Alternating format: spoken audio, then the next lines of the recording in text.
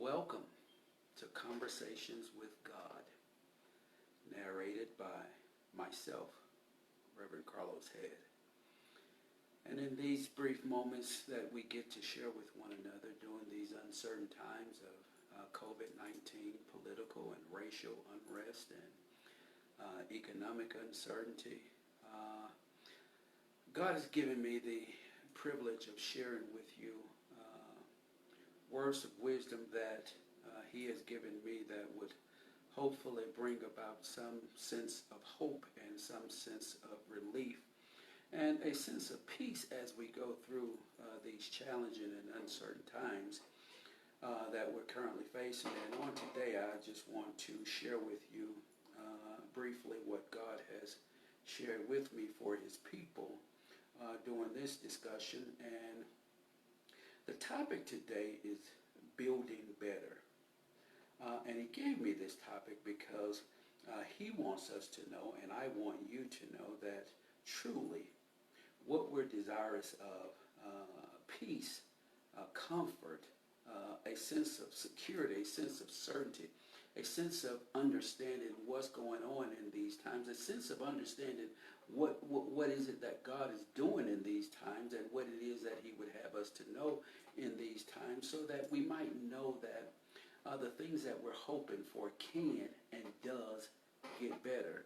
Again, we're facing some perilous times, and I just believe that we're in times no different than the Israelites found themselves in when facing the plague in Egypt and dealing with a Pharaoh that was determined to compete against God for who had the greater power. And today I just want to share with you, again, from the subject, building better.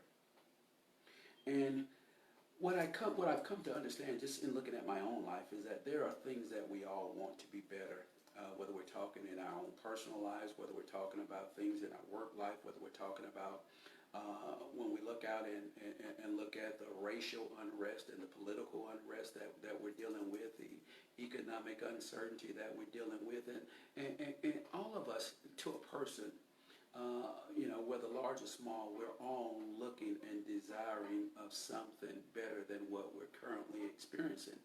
And I just come to share with you a few things to help us to know that truly this is not all that it is.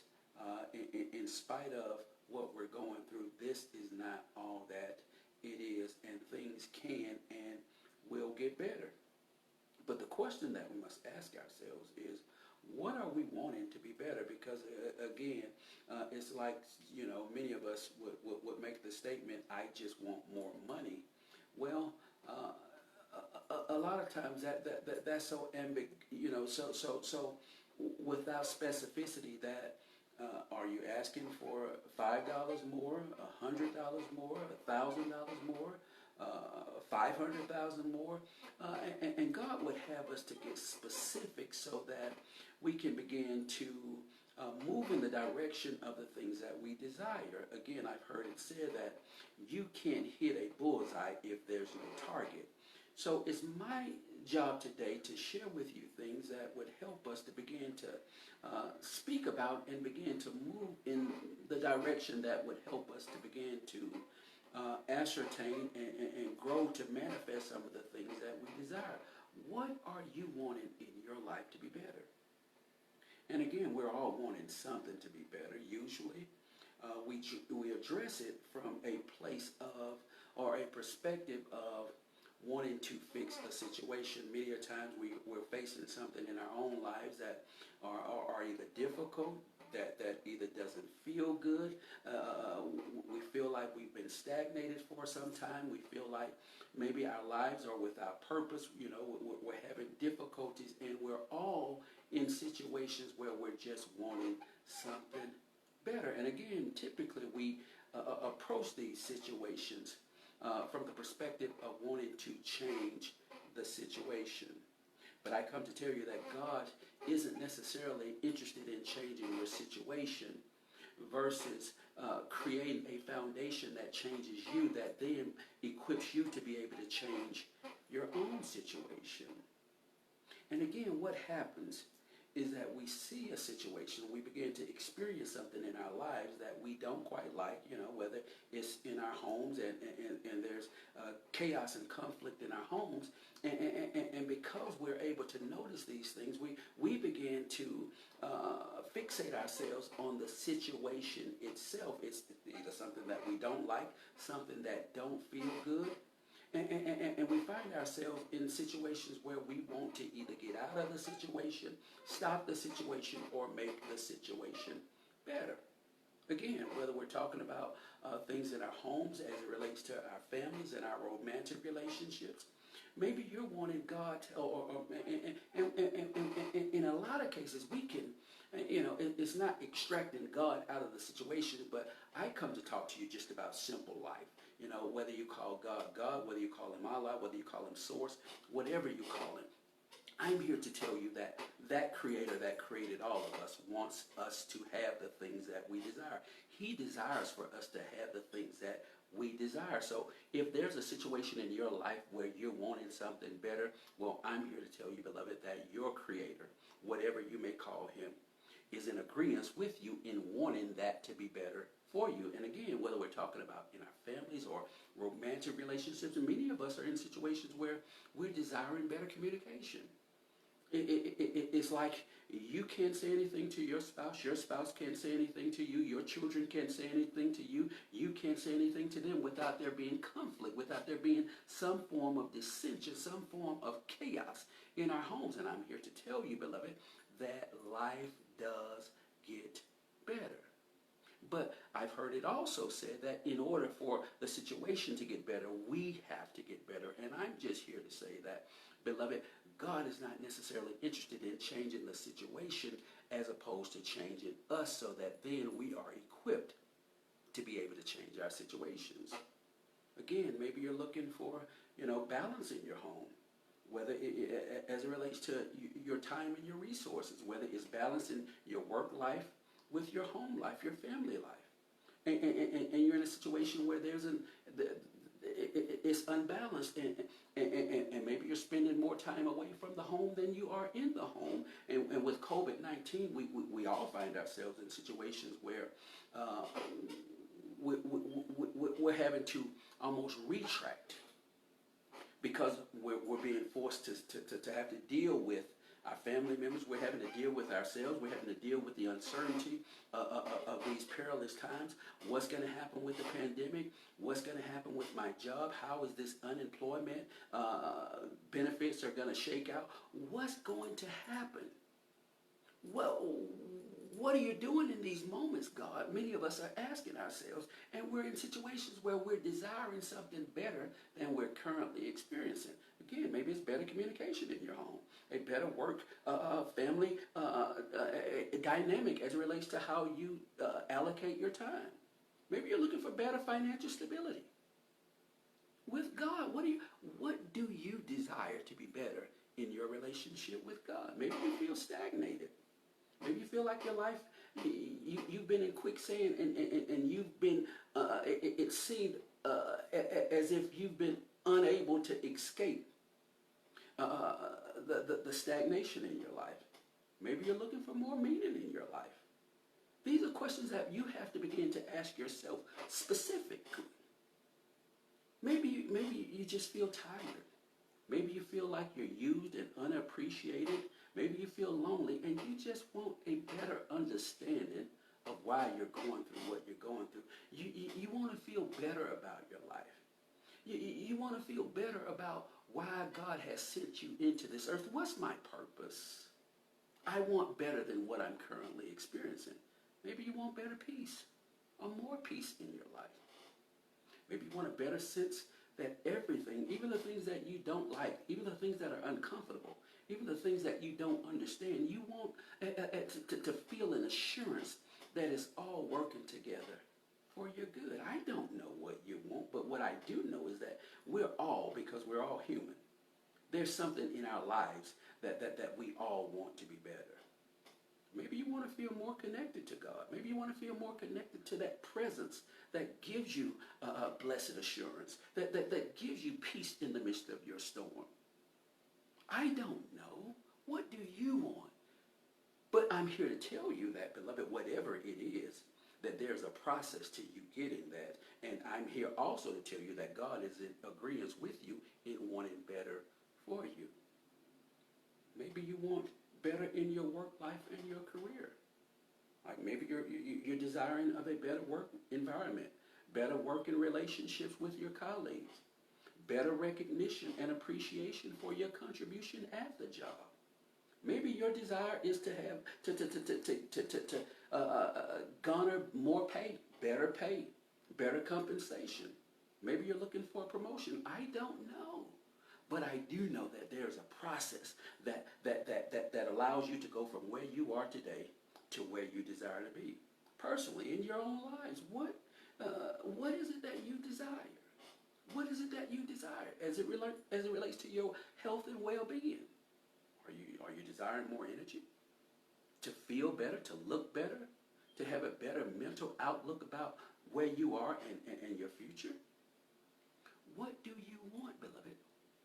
I'm here to tell you that whatever it is, as long as it aligns with what God has for you and what God wants for you, I'm here to tell you that you can have it. Now, the problem with most of us in garnering the things that we desire is not that God doesn't want us to have it, but it's our approach in moving towards those things. Again, typically, what we find ourselves doing is trying to fix and address the symptoms. And this plays out in trying to fix a situation. If there's chaos in your home, instead of trying to fix the foundation, we fixate on the situation. Why are you talking to me like this? Why aren't you listening to me? Why can't you do anything that I ask you to do? Why do you repeatedly do the things that I tell you bother me? We're all fixated on the situation. And this is where we typically miss the mark. And I'm here to help you to look beyond the situation, to recognize that if we can fix the person, then the person is equipped to then be able to fix the situation. Because I'm here to tell you that the problem isn't typically the symptoms, although the symptoms are what gets our attention. It's the disease that's causing the symptoms to show up. And if we ever get to a place where we can begin to address the disease, then we can begin to eradicate the symptoms of the disease. See, again, we want to fix the situation, whereas God wants to help us to fix the foundation. See, our foundations are broken. Our foundations are broken in our homes. Our foundations are broken as it relates to our interaction with one another. Our foundations are broken in terms of our understanding and connectivity with God. Our foundations are broken, and we're so fixated on fixing the situation that we forget that underneath the structure of the house is the foundation. And until we can get the foundation right, the house is going to continue to show signs and symptoms of disease. See, it's the disease that shows up in the form of difficulties and dysfunctionality. And I'm just here to say that if we can fix the foundation, that then we can begin to fix the situations that show up that bring about trouble in our lives. Unlike what many of us do, which is focus on the situation. And I'm here to tell you that typically what happens is because you don't fix the foundation, the situation just shows up in different forms. Different symptoms of the same disease begin to show up because we never fix the foundation that's causing the symptoms to show up in the first place. Again, I just believe that at the core of what keeps us from creating the better that we desire is our failing to address the disease that many of us possess. And that disease is a disease of us versus them mentalities, where we see life from the perspective of us versus them in our homes and in our romantic relationships. Many of us struggle with the mindset of mine, yours. It's either mine or yours. It's either my way or it's either your way. It's either my desires or it's either your desires. We suffer with this disease that keeps us from building the foundation that God would have us to build in our relationships with God or Source. Many us are caught in the vice of my will versus your will. It's still predicated on that same ideology of us versus them. In our homes, it's mine versus yours. In our relationship with God, it's my will versus your will. In our communal relationships, whether they be predicated on our interactions based on our differences, whether they be racial differences, national differences, political differences, cultural differences, or sexual differences. We're all stuck living lives predicated on and lived out based on this ideology that we've been taught in terms of how we engage the world from the perspective of us, them. Black, us, them. White. Black, Democrat, us. Republican, them. Americans, us. Foreigners, them. Heterosexuals, us. Homosexuals, them. Rich, us. Poor, them. But God is saying if we could ever begin to fix the foundation, then we could begin to address some of the symptoms that show up in the form of the disease called us versus them. I mean, in our workplaces, as it relates to our upward mobility and promotion, we often struggle from the perspective of the company has a way of doing things, that they want things done, and we have our way of wanting to do things. So symptoms show up that begins to rub us the wrong way. Symptoms show up that begins to make us feel unappreciated, makes us feel as if we're stuck in this place and this ceiling is above me, because many a times it's because we're fighting two separate fights. The company is saying, I want things to be done this way, and we are hell-bent on doing things our way. And we justify it because we make all types of things to justify it. Well, I do the work, so I know how best to do the work. They're living in they're working out of the ivory tower, so they can't possibly understand how to actually implement what they're asking me to do on a daily basis. So as opposed to allowing the company to dictate and direct the procedures and the policies that I should implement in doing the job that they've hired me to do, I take it upon myself. And instead of recognizing that I'm either aligning myself with the foundation that they've established, or I'm breaking off that foundation, and now it's a battle of wills. I mean, it even happens internally. It happens internally, whether it's improving our health, our finances, our mental well-being. Most of us are trapped fighting what feel good or what we want to do versus what's good for us or what we need to do. So we're caught in these, again, we're caught having to deal with and address symptoms when God is saying, I really want to just fix the foundation. God is trying to help us fix our foundations, which in many cases is simply that we're operating from broken foundations. Our foundations are broken. He's trying to get us back to a solid foundation of one so that we stop fighting him, we stop fighting ourselves, and we stop fighting each other. In our homes, in our romantic relationships, it's not mine or yours. It's ours and we. It's one. And that must always be front and center, because with this type of approach, it allows us to keep the relationship and the family at the forefront, which then allows for different approaches because again, at the end of the day, many times we are all desiring of the same thing. The husband and the wife, they want the same thing. They just have different approaches about how to acquire the things that they want. And if it becomes mine versus yours, then the foundation is broken. Whereas if we can recognize that it's just one foundation, then it's possible to recognize that we can get to the same outcome traveling different paths. As I heard the old folks once say, there's more than one way to skin a cat. But if the mindset is mine versus yours, then we lose the foundation that says us and we, and it becomes more important to us that we live based upon the predicate of yours versus mine. With God, it's the same way. It's not my will or your will. It's realizing that he wants what's best for us in the same way that we want what's best for us. And I'm here to tell you, beloved, that your Creator, your Father, our Maker, wants what's best for us. Again, most of us get ourselves in trouble because we find ourselves in a place where we're more concerned with what's best for us. And we become selfishly narrow-minded in the us versus the us.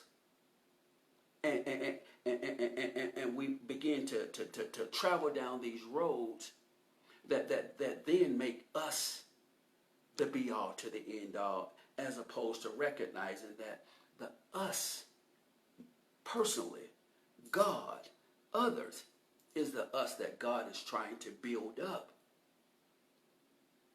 So he's saying if we could ever get back to the foundation of one, it's not your will, my will. We don't have to fight one another because we both want the same outcome.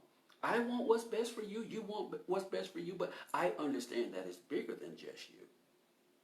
And I need you to get this mindset of one. Same thing in our interactions with one another. It's not them versus us. Although we live in this world where we've been taught to live our lives as if truly it is us versus them, whites versus blacks, Democrats versus Republicans, the rich versus the poor, rural America versus urban America, homosexuality versus heterosexuality. We've bought into the idea that this is normal, that separating ourselves based upon these labels that we've created is normal, instead of realizing that God in his infinite wisdom created diversity.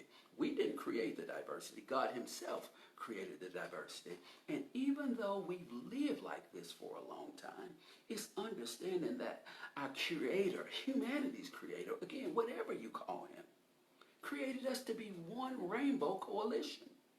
Just as you can look out at the rainbow during a rainstorm and see all the colors coexisting, all the colors showing up for the benefit of the other, not trying to compete against one another, but all standing tall for the glory of the entire rainbow. Well, God said, if you ever get back to recognizing that I created you to be one rainbow coalition of humanity, not necessarily separated because of your race. However, I'm not saying that the red shouldn't recognize that it's red, or the yellow shouldn't recognize that it's yellow, or the green shouldn't recognize that it's green, but not at the expense of the other.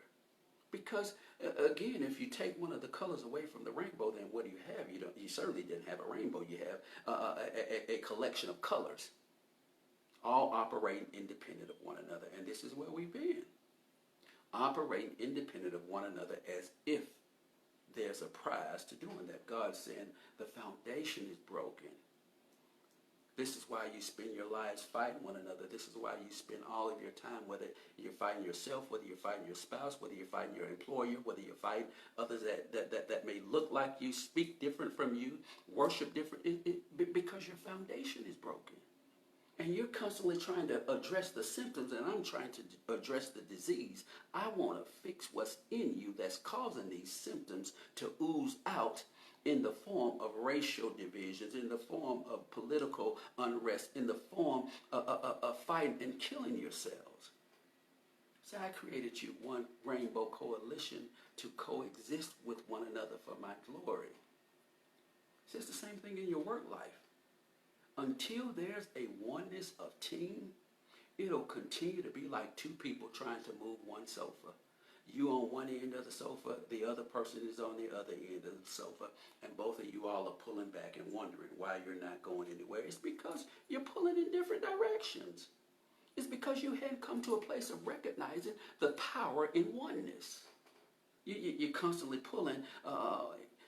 I'm pulling on this end of the sofa, you're pulling on the other end of the sofa, and we're frustrated because we're not going anywhere. It's because we hadn't recognized the power of one.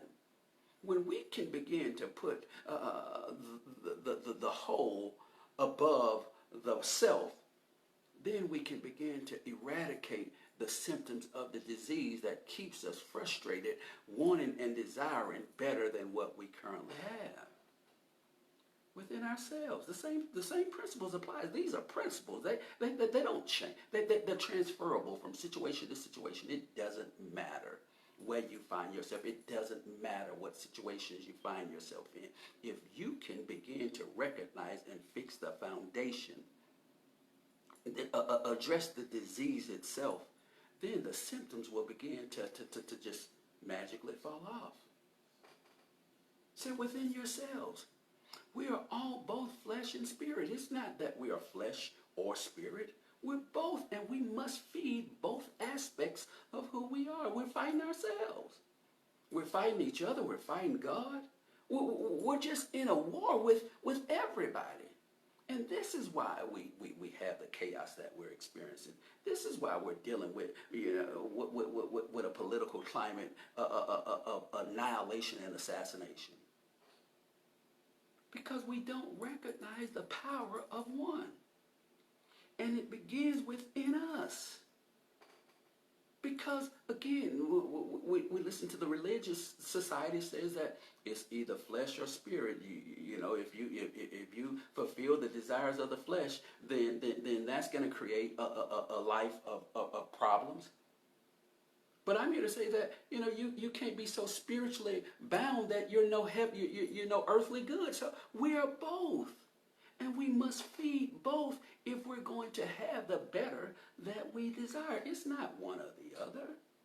Because we're all individual whole people. We are part spirit, but we are part flesh as well. And it's in understanding this that helps us to create the balance needed to create or produce more of what we want and more of what we need.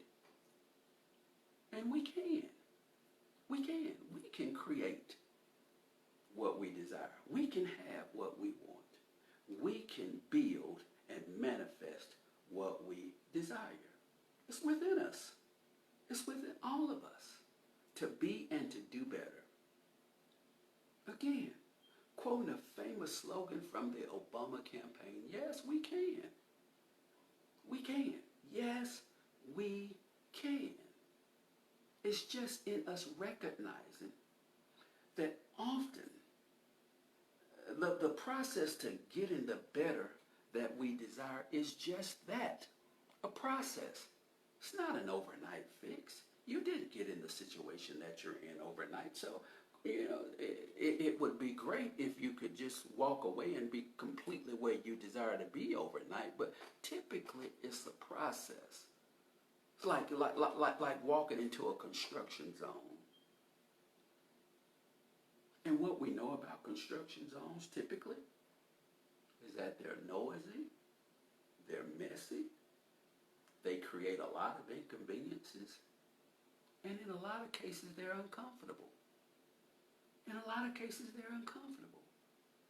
But I'm here to tell you, beloved, that if you're committed to getting the more that you want, to creating and manifesting the better that you desire, if you're committed to get in there, if you will fixate your mind, your heart, your words, your actions on the goal of getting there, the goal of getting to that destination, and if you will focus on fixing your foundation and not just the situations that present themselves, you'll complete the project. You'll get there.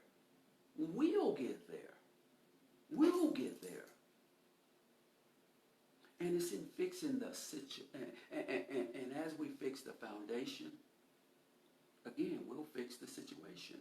And we will begin to produce the better that we desire. I thank you for tuning in. I hope that I've said something that truly helps you to know that this is not all that it is. Yes, it may be dark in your life. Yeah. It may feel like you're stagnated and as if nothing is moving in your favor. But this is not all that it is. We just have to stop resisting the desire that God would have for us to fix our foundation. He wants to fix us. He's not concerned with the situation. No, he never wants to see us suffer. He never wants us to have to deal with, things that hurts us and causes pain. But he recognized that this is an important part of our growth. This is an important part of our growth. You can't have the ups without having the downs. The earth rotates around the sun, and that means some seasons it'll be winter, some seasons it'll be spring, some seasons it'll be fall, some seasons it'll be summer. But they're all meant for a particular purpose. Sometimes summer months can be uncomfortable if you don't like 100-degree weather. Sometimes winter months can be uncomfortable if you're not a person that likes cold weather. Sometimes the fall can be uncomfortable. The spring can be uncomfortable because within those months bring with them tons of rain seasons. Uncomfortable. But they all serve their purpose, and God is saying, instead of fixating on the situation, fixate on the foundation. Recognize that I'm trying to fix you, because if I can get you right, you'll fix your situation. You'll fix your situation. And then, unlike where many of us find ourselves in asking and asking and asking, and if God, in many cases, if God fails to help us to fix us, what he knows is that he's going to have to get you out of a similar situation again and again and again and again. And he's saying, instead of having to continually keep you in the construction zone, I'll just rather deal with the disease that has infected you, so that we can eradicate the disease. Because if we can eradicate the disease, we'll eradicate the symptoms of the disease. And I just want you, beloved, because God wants what's best for you, to recognize that it's all about coming into alignment, into agreement with one another in your homes. Really, what are you fighting about? My will, yours versus mine? When the true essence of relationship is about us, why are you fighting yourself? When again, your spirit wants what's best for you in the same way that your flesh wants what's best for you.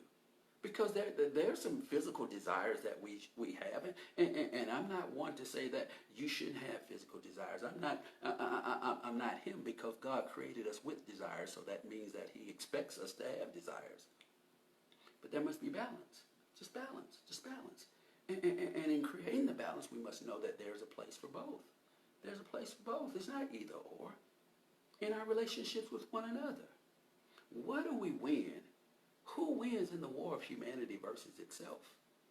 If humans eradicate themselves through war, then who wins? If we're constantly creating these environments where we're constantly pitting ourselves against one another, who wins? And what do we win besides more war, more violence, more chaos in the world? And God is saying, beloved, I'm here and I'm trying to fix your foundation. Because if I can fix the foundation, beloved, oh my God, there's nothing that you can't have. There's nothing that what you can't do by yourself, you can with others. There's power in one. And not just you by yourself, but it starts with you by yourself. Because you, as long as you're fighting yourself, it makes it hard to get along with others. Because you're like a leaf being tossed to and fro. It says fix the foundation and recognize that you're one, and that there's a place for your physical desires, and there's also a place for your spiritual growth. There's a place in your relationship for the things that you desire, but there's also a place in your relationship where you must compromise, and it becomes about what they desire. But they don't have to be in conflict with one another. Because if you can see the goal that we win, then it's not so important about who's up one day and who's up the next day, because we're all one and we're in this thing together and we're trying to get to the same place. Same thing in your work relationships, in your work environment. If we can ever recognize that we're on the same team, we're not, and certainly we shouldn't all expect to have the same thoughts, the same approaches to doing things, because God didn't create us that way. He created us individual whole beings with our own perspectives, our own ways of seeing, and our own ways of being. So it's in understanding that we are still one, irrespective of our individuality, that helps us to keep us above me. And when we can get to this place, then we can begin to fix those broken foundations that keep us separated and apart, fighting one another, looking from the perspective of us versus them, you versus me, mine versus yours. And we can come to a place where it's we, all of us in this thing together. And this is where we are with the pandemic. Doesn't matter whether you're Republican or Democrat. Doesn't matter whether you're black or white. Doesn't matter whether you're rich or poor. Yeah, maybe if you've got a large sum of money, maybe you can buy medicines that the poor can't. But what I've come to realize is that COVID is killing the rich in the same way that it's killing the poor. Certainly, it's killing in more densely populated areas, which typically are reflective of poor people. But we're all in this thing together, and until we can recognize that it's about the us and not the me, we're going to continue to experience the symptoms, and we're going to continue to fixate on fixing the symptoms without ever addressing the foundation. And until we fix the foundation, we're going to continue to be broken. You can put all the glamour on the house.